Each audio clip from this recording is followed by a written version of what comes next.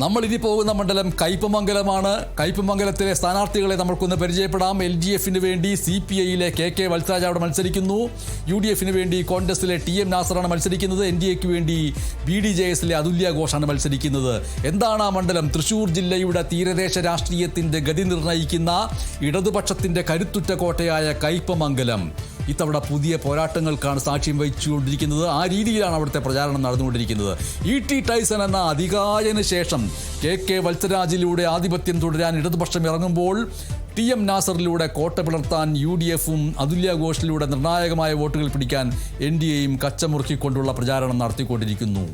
തൃശൂരിൻ്റെ തീരദേശ വിപ്ലവ മണ്ണ്, മുസിരിസിന്റെ പൈതൃകവും മത്സ്യത്തൊഴിലാളികളുടെ വിയർപ്പും രാഷ്ട്രീയത്തിന്റെ ഉപ്പും ചേർന്ന കയ്പമംഗലം ഇടതുപക്ഷത്തിന്റെ ഉരുക്കുകോട്ടയെന്ന് വിശേഷിപ്പിക്കപ്പെടുന്ന ആ മണ്ണിൽ ഇത്തവണ മാറ്റത്തിന്റെ തിരയിളക്കമുണ്ടാകുമോ കയ്പമംഗലമേ എന്നുള്ള ചോദ്യം വരുന്നു.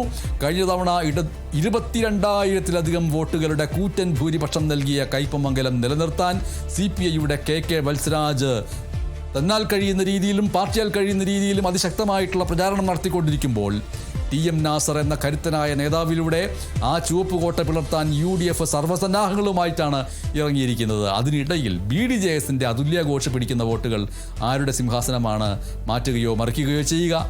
നമ്മൾക്ക് ചില നിരീക്ഷണങ്ങൾ നോക്കാം. 2011 മുതൽ ഇടതുപക്ഷത്തിന് വലിയ ഭൂരിപക്ഷമുള്ള മണ്ഡലമാണ് കയ്പമംഗലം എന്ന് പറയുന്നത്. 2016-ൽ 33,000 കടന്ന ഭൂരിപക്ഷം 2021-ൽ 22,000-ലേക്ക് താഴ്ന്നു എന്നുള്ളത് UDF-ന് നേരിയ പ്രതീക്ഷ നൽകുന്ന ഘടകമാണ്. എങ്കിലും ഈ ഭീമമായ വിടവ് നികത്തുക എന്നത് TM നാസറിന് വലിയ വെല്ലുവിളിയായിട്ട് മാറുകയും ചെയ്യുന്നു. സ്ഥാനാർത്ഥികളെ നമ്മൾക്കൊന്ന് വിശകലനം ചെയ്ത് നോക്കാം.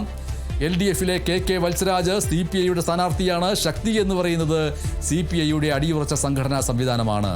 E.T. ടൈസൺ മണ്ഡലത്തിൽ നടത്തിയ വികസന പ്രവർത്തനങ്ങൾ ഉദാഹരണമായിട്ട് വയ്ക്കുന്നു. മത്സ്യത്തൊഴിലാളി മേഖലകളിലെ ശക്തമായ സ്വാധീനവും ശക്തി കേന്ദ്രമായിട്ട് അവർ മുന്നോട്ട് വയ്ക്കുന്നു. പക്ഷേ ടൈസനെ പോലെ ഒരു ജനകീയനായ MLA മാറുമ്പോൾ പുതിയ സ്ഥാനാർത്ഥിക്ക് ആ വ്യക്തിപരമായ വോട്ടുകൾ പൂർണ്ണമായി സമാഹരിക്കാൻ കഴിയുമോ എന്നുള്ളത് നിർണായകമായിട്ടുള്ള ചോദ്യമായിട്ട് ഉയരുകയും ചെയ്യുന്നു. UDF-ലെ സ്ഥാനാർത്ഥിയായിട്ടുള്ള TM നാസറിനെ സംബന്ധിച്ചിട്ട് അദ്ദേഹം കോൺഗ്രസ്സുകാരനാണ്. ശക്തി എന്ന് പറയുന്നത് കോൺഗ്രസിൻ്റെ പ്രാദേശിക തലത്തിലുള്ള സ്വാധീനമാണ്. മണ്ഡലത്തിലെ ന്യൂനപക്ഷ വോട്ടുകളിൽ ചെലുത്താൻ കഴിയുന്ന സ്വാധീനമുണ്ട്. കഴിഞ്ഞ തവണ ഭൂരിപക്ഷം കുറഞ്ഞത് നൽകുന്ന ആത്മവിശ്വാസവും അദ്ദേഹത്തിനുണ്ട്. പക്ഷേ വെല്ലുവിളി എന്ന് പറയുന്നത് CPM-ഉം CPI-യും ഒത്തുപിടിക്കുന്ന ഈ ചുവപ്പ് കോട്ടയിൽ 22,000 വോട്ടിൻ്റെ വിടവ് നികത്താൻ ആവശ്യമായിട്ടുള്ള വോട്ടുകൾ എവിടെ നിന്ന് കണ്ടെത്തുമെന്നുള്ളതാണ്. ഇനി NDA-യുടെ അതുല്യ ഘോഷിനെ സംബന്ധിച്ചിട്ടാണെങ്കിൽ BDJS-ന്റെ സ്ഥാനാർത്ഥിയാണ്. ശക്തി എന്ന് പറയുന്നത് മണ്ഡലത്തിൽ നിർണായകമായിട്ടുള്ള ഇടവ വോട്ടുകളിൽ BDJS-നുള്ള സ്വാധീനമാണ്. NDA-യുടെ വോട്ടുകൾ ഇത്തവണ അതുല്യ ഘോഷിലൂടെ വർദ്ധിപ്പിക്കാൻ കഴിയുമെന്നാണ് BJP പ്രതീക്ഷിച്ചുകൊണ്ടിരിക്കുകയും ചെയ്യുന്നത്. വെല്ലുവിളി എന്ന് പറയുന്നത് ത്രികോണ മത്സരത്തിൽ വോട്ടുകൾ ഭിന്നിച്ചു പോകുന്നത് വിജയസാധ്യതയെ എത്രത്തോളം ബാധിക്കുമെന്നുള്ളത് പ്രധാനപ്പെട്ട ഒന്നായിട്ട് കയ്പമംഗലത്ത് മാറുകയും ചെയ്യുന്നുണ്ട്. കയ്പമംഗലത്തെ സ്ഥാനാർത്ഥികളോടുള്ള ചോദ്യങ്ങളാണ്. LDF-നോടുള്ള ചോദ്യം എന്ന് പറയുന്നത് E.T. ടൈസൺ എന്ന ജനകീയ മുഖമില്ലാത്ത കയ്പമംഗലത്ത് KK വത്സരാജിന് എന്ത് പ്രസക്തിയാണുള്ളത്? ഓരോ തെരഞ്ഞെടുപ്പിലും ഭൂരിപക്ഷം കുറഞ്ഞു വരുന്നത് വോട്ടർമാർ മാറ്റം ആഗ്രഹിക്കുന്നു എന്നതിൻ്റെ സൂചനയല്ലേ എന്നുള്ള ചോദ്യം വരുന്നു. UDF-നോട് ഉയരുന്ന ചോദ്യം എന്ന് പറയുന്നത് 22,000 വോട്ടിൻ്റെ വലിയ വിടവ് വെറും മുദ്രാവാക്യങ്ങൾ കൊണ്ട് മാത്രം നികത്താൻ കഴിയുമെന്ന് TM നാസർ കരുതുന്നുണ്ടോ? കോൺഗ്രസ് വോട്ടുകൾ കൃത്യമായി പെട്ടിയിൽ വീഴാത്തതാണോ ഓരോ തവണയും കയ്പമംഗലത്ത് നിങ്ങൾക്ക് വിനയായിക്കൊണ്ടിരിക്കുന്നത് എന്നുള്ള ചോദ്യം വരുന്നു. NDA-യോട് ഉയരുന്ന ചോദ്യം BDJS-ന്റെ വോട്ടുകൾ കയ്പമംഗലത്ത് ആരുടെ വിജയമാണ് തടയുക? അതുല്യ ഘോഷിനെ ഇറക്കിക്കൊണ്ട് ഇത്തവണയെങ്കിലും വോട്ട് നില 30,000 കടത്തിക്കൊണ്ട് ഒരു നിർണായക ശക്തിയാകാനെങ്കിലും നിങ്ങൾക്ക് കഴിയുമോ എന്നുള്ള ചോദ്യവും അവിടെ നിന്ന് ഉയരുന്നുണ്ട്. ഈ ചോദ്യങ്ങൾക്കെല്ലാം ഇടയിലും ജനങ്ങൾ തങ്ങളുടെ അടിസ്ഥാന ജീവിതത്തിലെ പ്രശ്നങ്ങൾ സ്ഥാനാർത്ഥികളുടെ മുമ്പിൽ വെക്കാൻ ശ്രമിക്കുന്നുണ്ട്. പ്രാദേശികമായ ചർച്ചാ വിഷയങ്ങൾ പ്രത്യേകിച്ചും കടലാക്രമണമാണ്. എറിയാട് എടവിലങ്ങ് മേഖലയിലെ മത്സ്യത്തൊഴിലാളികൾ നേരിടുന്ന രൂക്ഷമായിട്ടുള്ള കടലാക്രമണ ഭീഷണിയും പുലിമുട്ടുകളുടെ ആവശ്യവും ഒക്കെ അവർ ഉയർത്തിക്കൊണ്ടിരിക്കുന്നുണ്ട്. ദേശീയപാത വികസനവുമായി ബന്ധപ്പെട്ട ചോദ്യങ്ങൾ ഉയർത്തുന്നു. NH66-ന്റെ വികസനവുമായി ബന്ധപ്പെട്ട കുടിയൊഴിപ്പിക്കലും പുനരധിവാസവും ഒക്കെ ചർച്ചയാകുന്നുണ്ട്.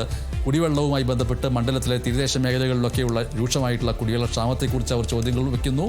മത്സ്യമേഖലയുമായി ബന്ധപ്പെട്ട് മണ്ണെണ്ണ സബ്സിഡിയും മത്സ്യത്തൊഴിലാളി ക്ഷേമ പദ്ധതികളിലെ പോരായ്മകളുമൊക്കെ അവർ മുന്നോട്ട് വയ്ക്കുന്നുണ്ട്. ആ മുന്നോട്ട് വയ്ക്കുന്ന ആകുലതകളും വ്യാകുലതകളും ജനകീയ പ്രശ്നങ്ങളായിട്ട് സ്ഥാനാർത്ഥികൾ എണ്ണി അവരുടെ ഉള്ളിലേക്ക് വെക്കുന്നുണ്ടോ?